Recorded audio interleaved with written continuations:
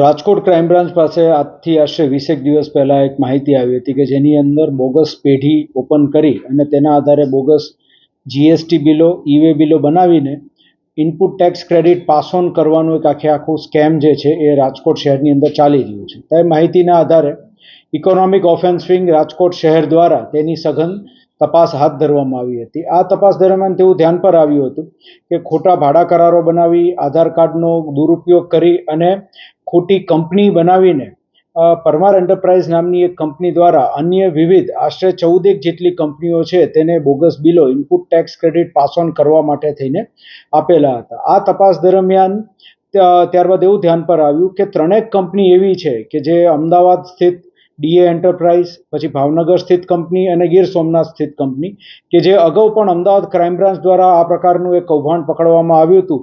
તે કૌભાંડની અંદર Dhruvi enterprise main culprit company હતી. તેમની સાથે પણ આ પ્રકારનું એક આખું બોગસ બિલિંગનું કૌભાંડ આચરેલું છે.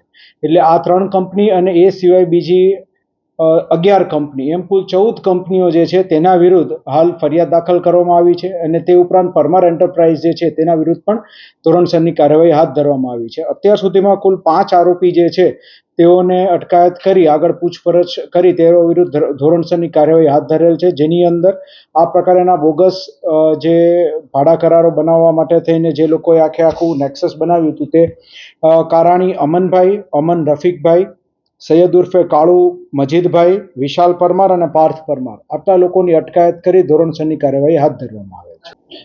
આમાંથી જે અલગ અલગ વિસ્તારના રહેવાસી છે, જેમાં કારાણી અમન જે છે તે સુરેન્દ્રનગરનો રહેવાસી જે છે, અમન જે છે એ રાજકોટનો, સૈયદ અગેન આપણે અહીંયા હાલ રાજકોટની અંદર રહે છે, વિશાલ પરમાર અને પાર્થ પરમાર જે છે એ બંને લોકો સુરેન્દ્રનગર બાજુના રહેવાસી છે. આ લોકોની જે મોડસ ઓપરેન્ડી છે એ પ્રમાણેની છે કે જે બિલ્સ બનાવવામાં આવે, કોઈ પણ પ્રોડક્ટ વેચવામાં આવે ત્યારે એક કંપની બીજી કંપનીને એક પ્રોડક્ટ વેચતી હોય એમાં ટેક્સ પોતે ભરી દીધો છે એ મુજબના બિલ્સ બનાવી દે, જે ખોટા બિલ હોય, ખરેખર પ્રોડક્ટનું વેચાણ ન થયું હોય. ફર્ધર એ બિલ્સ જે છે એ પાસ ઓન કરવામાં આવે. ફાઇનલી જ્યારે કોઈ પણ જે એન્ડ પ્રોડક્ટનો જે બિઝનેસમેન જે હોય એ એન્ડ પ્રોડક્ટમાં ઘણીવાર આ પ્રકારની જે કંપનીઓ જે છે એ આવા બોગસ બિલો ખરીદી લઈને ઇનપુટ ટેક્સ ક્રેડિટ મેળવી લેતા હોય, જેથી કરીને તેઓને જ્યારે જીએસટી ભરવાનું થાય ત્યારે જીએસટી એટલું ઓછું ભરવાનું થાય અને તે લોકોની બચત થઈ શકે. તો આ એક 3 અલગ અલગ પ્રકારના કૌભાંડમાંનું આ એક કૌભાંડ છે કે જે આપણે અત્યારે પકડ્યું છે. આ ઉપરાંત અમારી પાસે બીજી પણ અન્ય આવી 4 થી 5 પેઢીઓની માહિતી છે કે જે લોકો આ પ્રકારના બોગસ ટેક્સ ક્રેડિટ કૌભાંડ સાથે જોડાયેલા છે. તેની પણ તપાસ શરૂમાં છે, જેના વિરુદ્ધ આગળ ભવિષ્યમાં કાયદેસર કાર્યવાહી કરવામાં આવશે.